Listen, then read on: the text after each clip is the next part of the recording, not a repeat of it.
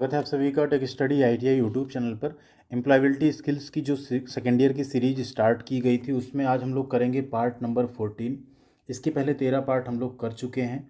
जो निमी के 418 क्वेश्चंस का पीडीएफ है उसी को हमने आपके लिए इंग्लिश और हिंदी में एक साथ प्रिपेयर किया है।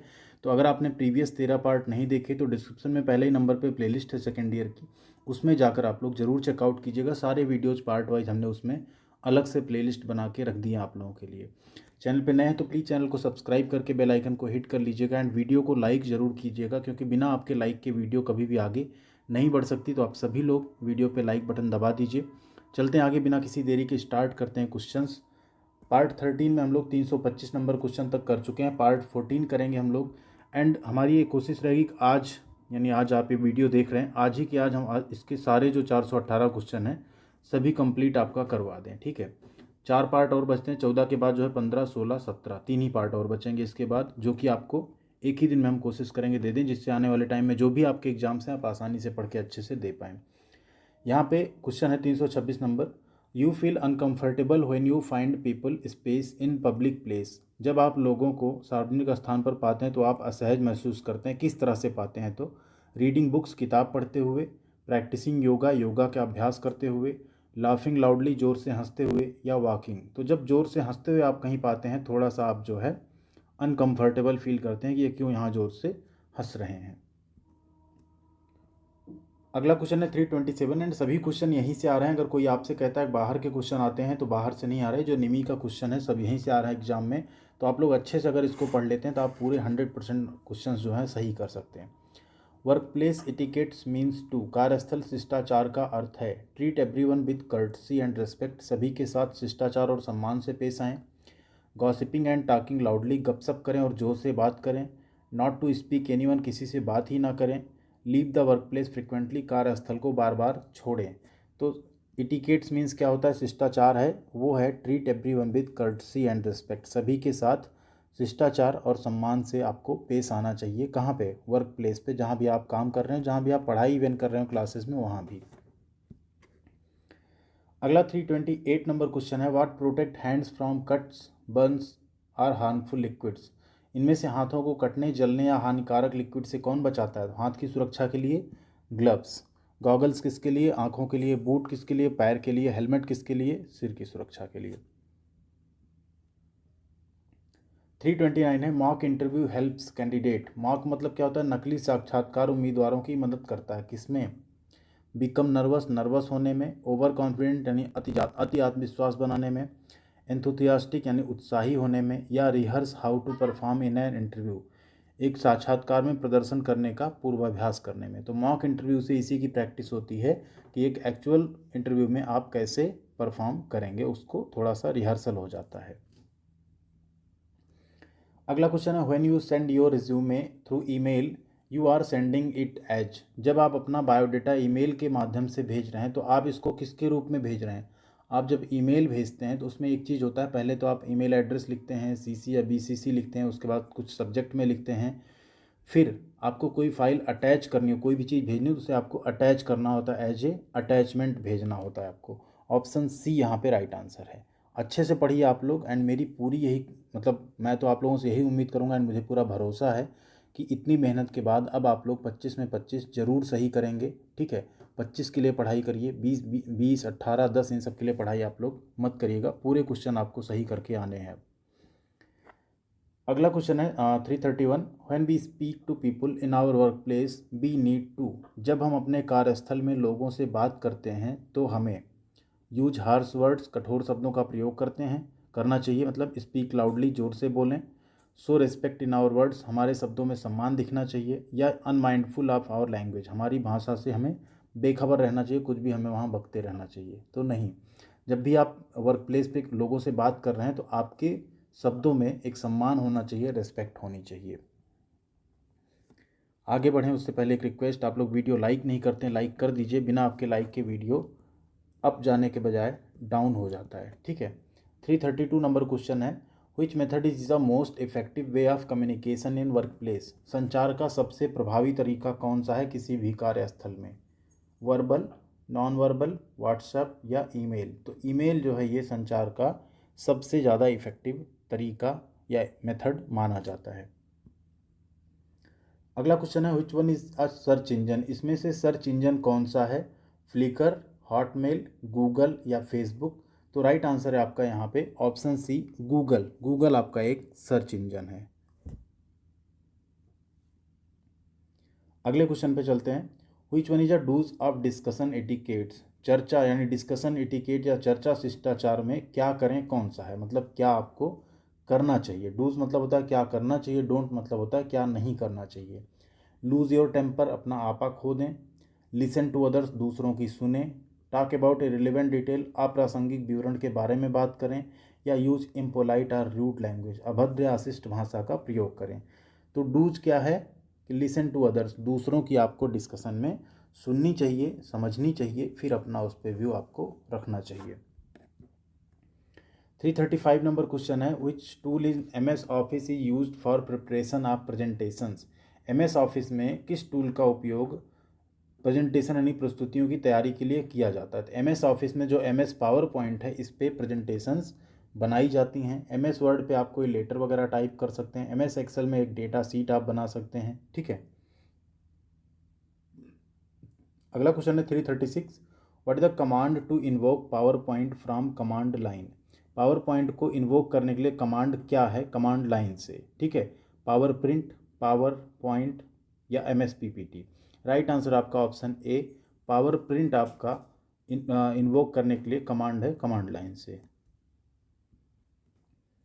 अगला क्वेश्चन है what the default extension for a presentation prepared in power point in MS office version 2010। ठीक है। प्रेजेंटेशन जो है आपका इसका एक एक्सटेंशन होता है किसी भी प्रेजेंटेशन का, किसी भी फाइल का। तो जो माइक्रोसॉफ्ट ऑफिस 2010 है उसमें इसका एक्सटेंशन क्या है, तो उसमें इसका एक्सटेंशन है .pptx।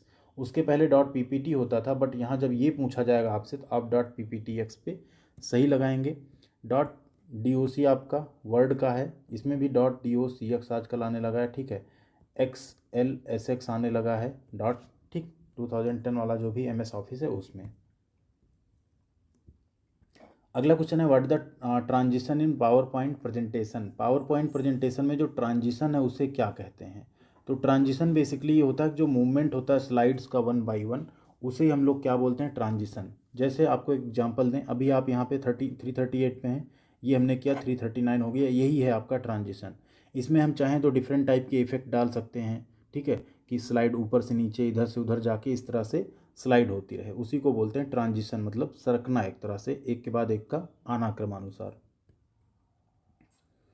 अगला क्वेश्चन है 339 which menu helps automatic transition time to slides. कौन सा मेनू स्लाइड के लिए स्वचालित ट्रांजिशन टाइम, यहाँ पे ठीक है, ट्रांजिशन टाइम को ऐड करने में मदद करता है। Transition time, transition preview, transition slot या ट्रांजिशन रिहर्सल। तो ट्रांजिशन टाइम जो है ऑटोमेटिक वो आप कहाँ सेट कर सकते हैं, ट्रांजिशन टाइम वाले मेनू से। अगला है 340 number question what will not be displayed in the slide during presentation. एक प्रेजेंटेशन आपने बना ली, उसमें प्रेजेंटेशन के दौरान कौन सी ऐसी चीज़ है जो प्रदर्शित नहीं होगी, शो नहीं होगी। स्लाइड की हेडिंग, स्लाइड का शीर्षक, स्लाइड नंबर, स्लाइड के नंबर्स, स्पीकर का नोट या objects in the slide. Slide में जो भी आपने ऑब्जेक्ट ऐड किए हैं, देखिए ऑब्जेक्ट भी आपको दिखेगी, स्लाइड का टाइटल भी दिखेगा, हेडिंग दिखेगी, नंबर भी दिखेगा, बट जो स्पीकर नोट है ये शो नहीं होती ड्यूरिंग प्रेजेंटेशन।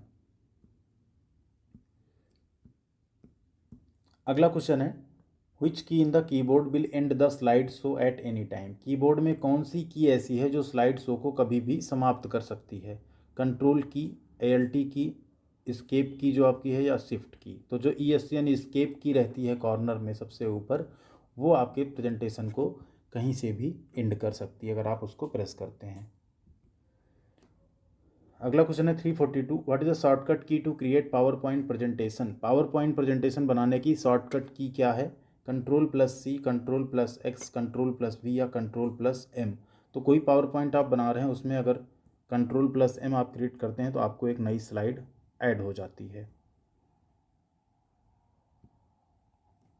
अगला क्वेश्चन है विच फंक्शन की स्टार्ट द स्लाइड शो। इसमें से कौन सी फंक्शन की है जो स्लाइड शो को स्टार्ट करती है। तो राइट आंसर आपका ऑप्शन ए F5। नेक्स्ट है question 344 which option helps you view the slides in the presentation mode, कौन सा विकल्प आपको स्लाइड को प्रेजेंटेशन मोड में देखने में मदद करता है?